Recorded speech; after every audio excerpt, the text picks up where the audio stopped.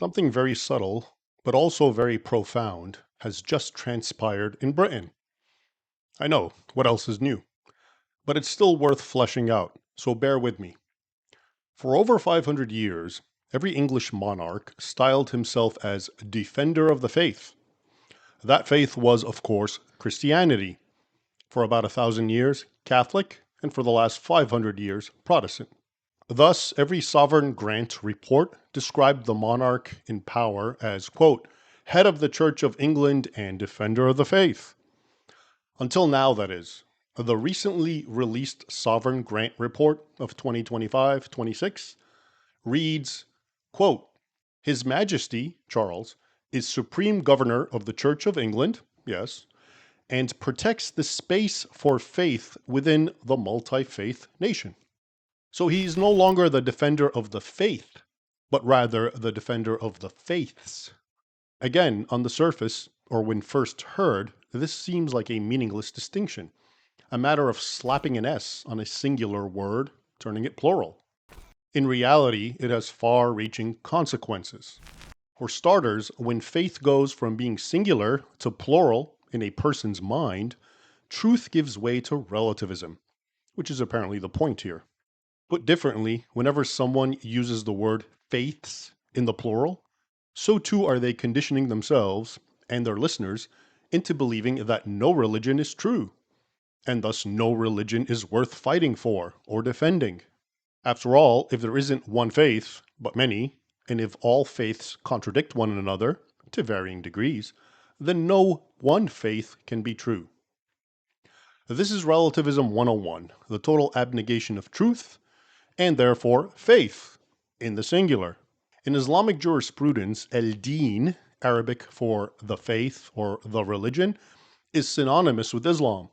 Until today, no serious Muslim will ever refer to other faiths as a deen or adyan in plural. That's because there is only one true faith, one deen, Islam. Same with those Christians of a bygone era.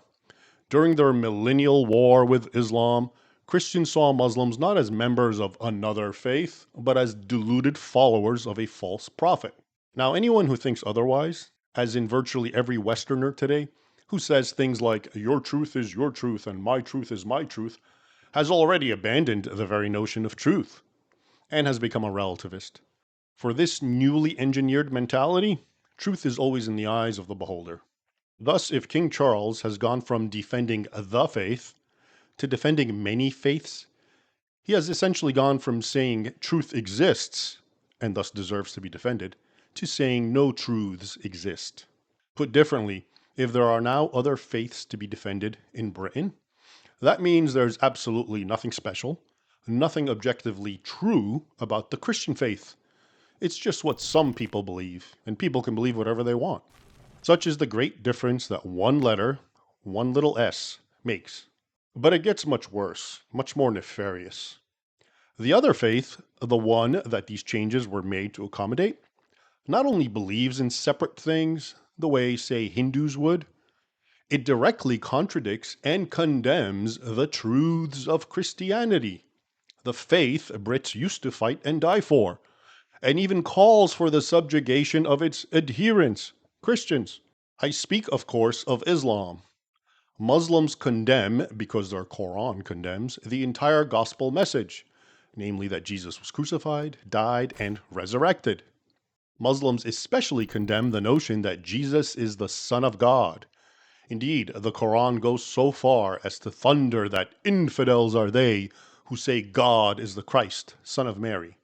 To understand the significance of this, know that in Islamic terminology, to be categorized as an infidel, or a kafir in Arabic, is to be categorized as an existential enemy who must always be hated, fought, enslaved, or killed.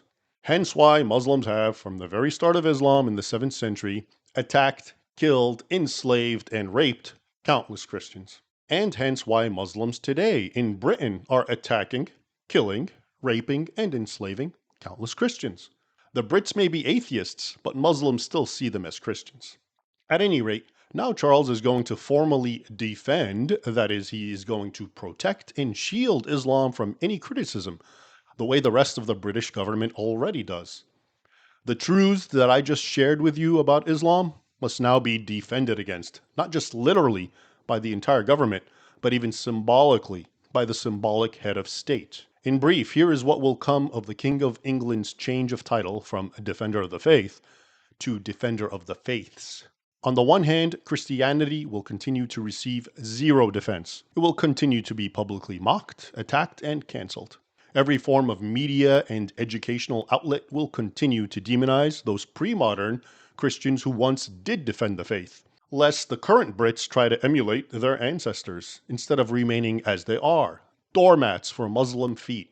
On the other hand, Islam will receive a renewed boost in defense. Any criticism against it, any criticism against migrants will be swiftly defended against, not just by bureaucrats, but by the traditional defender of Christianity himself, the King of England. The end result of this long-term game plan should be obvious by now. Here's a hint. Some years from now, the monarch of England will go by another name. Emir, Sultan, Caliph. But he will also return to being called the Defender of the Faith, singular again. Only that faith won't be Christianity.